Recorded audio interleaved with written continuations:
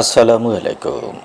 আজ 29 আগস্ট 2024 খ্রিস্টাব্দ, 14 ভাদ্র 1431 বঙ্গাব্দ, 23 সফর 1446 হিজরি, বৃহস্পতিবার। সংবাদ পাঠ করছি মনির হোসেন কামাল।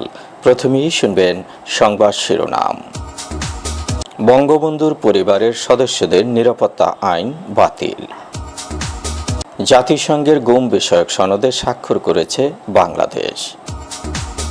নড়াইলে স্ত্রীকে পুড়িয়ে হত্যা, স্বামীসহ দুজনের ফাঁসি। ইডেন কলেজ শিক্ষার্থীর আত্মহত্যা। কাঠালিয়ায় কৃষকের ঝুলন্ত লাশ উদ্ধার। মাইকিংয়ে রেকর্ড করা হয় লোকবেতারে। শুনলেন সংবাদ শিরোনাম, এবার বিস্তারিত।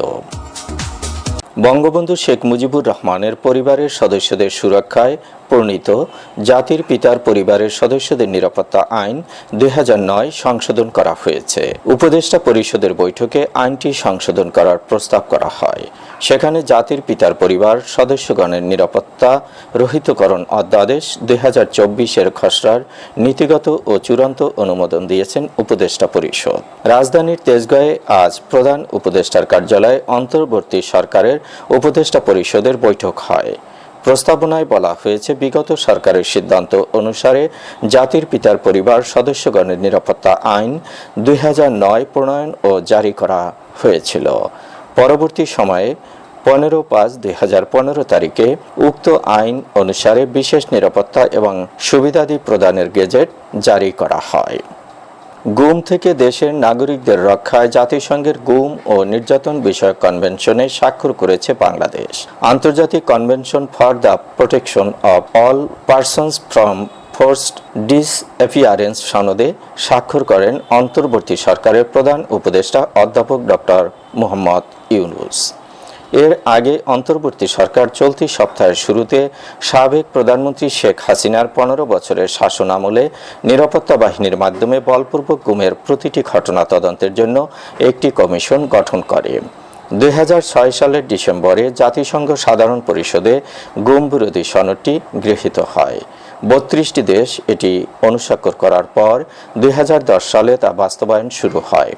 সামগ্রিকভাবে এই সনদের লক্ষ্য গুম বন্ধের পাশাপাশি এই অপরাধের জন্য দায়মুক্তি বন্ধ করা, ন্যায় বিচার প্রতিষ্ঠা ও ক্ষতিগ্রস্ত ব্যক্তিদের সহায়তা দেয়া। বিশ্বের 75টি দেশ এই সনদে যুক্ত হয়েছে। জাতিসংঘের মানবাধিকার বিষয়ক 9টি সনদের 8টিতে সই করেছে বাংলাদেশ। নড়াইলে স্ত্রীকে কুপিয়ে ও পুড়িয়ে হত্যার দায়ে স্বামী রনি শেখ ও তার বন্ধু মেহেদী হাসানের ফাঁসির আদেশ দিয়েছেন আদালত।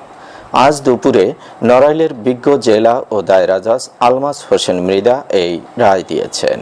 বিষয়টি নিশ্চিত করেছেন আদালতের পাবলিক প্রসিকিউটর অ্যাডভোকেট এমদাদুল ইসলাম ইমদাদ। মৃত্যুদণ্ড ছাড়াও মামলায় 2 আসামির প্রত্যেককে 1 লাখ টাকা করে জরিমানা করা হয়। এছাড়া হত্যার পরে লাশ গুম করে হত্যার ঘটনা ভিন্ন খাতে প্রবাহিত করার অপরাধে উভয়কে 7 বছরের কারাদণ্ড ও 20,000 টাকা জরিমানা, অনাদায়ে আরও 1 বছরের সশ্রম কারাদণ্ড দেয়া হয়।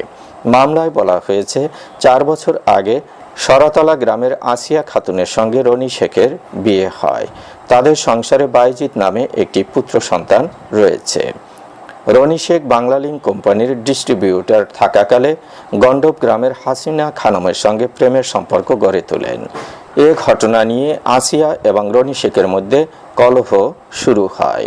এক পর্যায়ে আসিয়া খাতুনকে চিরতরে সরিয়ে দেওয়ার জন্য 2 বন্ধু লোহাগড়ার আলামুনশির মোড় থেকে 2 লিটার পেট্রোল কেনেন।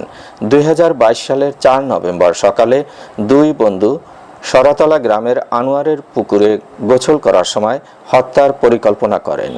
এরপর যে যার বাড়ি গিয়ে বেলা 11:30টার দিকে বন্ধু মেহেদী হাসান রনি শেখের বাড়িতে আসেন। এ সময় মেহেদী হাসান ঘর মোছার স্টিলের পাইপ দিয়ে আসিয়া খাতুনের মাথায় আঘাত করেন। আসিয়া অজ্ঞান হয়ে খাট থেকে পড়ে গেলে গলায় ওড়না ও বালির চাপা দেয়। এতে কাজ না হলে রান্নাঘরের বটি এনে গলা কেটে হত্যা করে। এরপর পেট্রোল ঢেলে আসিয়ার শরীর এবং ঘরে আগুন ধরিয়ে দেয়।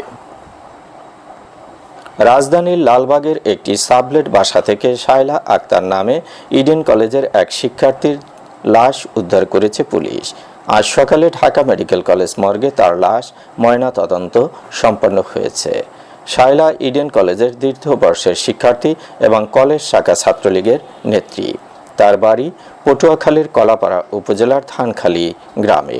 বাবার নাম আল আমিন শিকদার এবং মায়ের নাম লাকি বেগম। শায়লা কলাপাড়া উপজেলা ছাত্রলীগের সহ সভাপতি ছিলেন। রসুলবাগ লালবাগ রোডের একটি বাড়ির ৬ষ্ঠ তলায় একটি সাবলেট রুমে থাকতেন শায়লা। ২৭ আগস্ট রাত ১১টার দিকে বাইরে থেকে তিনি বাসায় যান।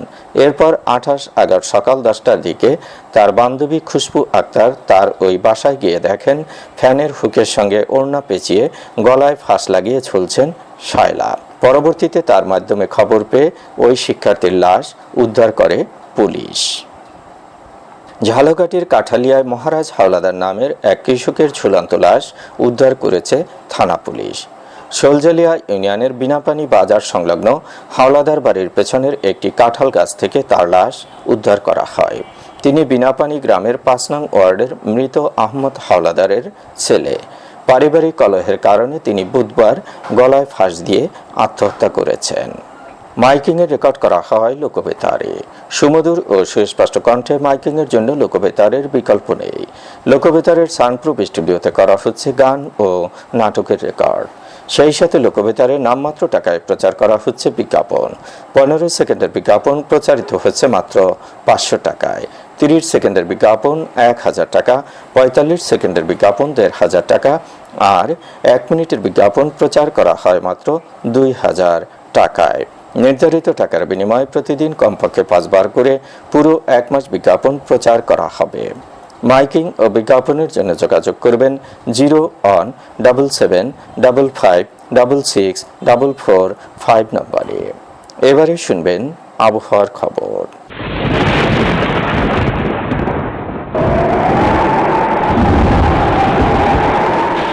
মৌসুমী বায়ু বাংলাদেশের উপর মোটামুটি সক্রিয় এবং উত্তর বঙ্গোপসাগরে প্রবল অবস্থায় রয়েছে। এই অবস্থায় দেশের সব বিভাগের উপর দিয়ে অস্থায়ীভাবে দমকা অথবা ঝোড়ো হাওয়া সহ হালকা থেকে মাঝারি ধরনের বৃষ্টি অথবা বজ্রসহ বৃষ্টি হতে পারে। সেই সঙ্গে দেশের কোথাও কোথাও মাঝারি ধরনের ভারী থেকে অতি ভারী বর্ষণ হতে পারে। ঝড় বৃষ্টির এ প্রবণতা কয়েকদিন অব্যাহত থাকতে পারে। আবহাওয়া অফিসের এক সতর্কবার্তায় বলা হয়েছে, উত্তর বঙ্গোপসাগর এলাকায় গভীর সঞ্চালনশীল মেঘমালা তৈরি হচ্ছে। এ পরিস্থিতিতে উত্তর বঙ্গোপসাগর, বাংলাদেশের উপকূলীয় এলাকা এবং সমুদ্র বন্দরগুলোর উপর দিয়ে দমকা অথবা ঝোড়ো হাওয়া বয়ে যেতে পারে। আজ দেশের সর্বোচ্চ তাপমাত্রা ছিল সৈয়দপুরে ৩৬.২ ডিগ্রি সেলসিয়াস এবং সর্বনিম্ন তাপমাত্রা ছিল বান্দরবানে ২৪ ডিগ্রি সেলসিয়াস।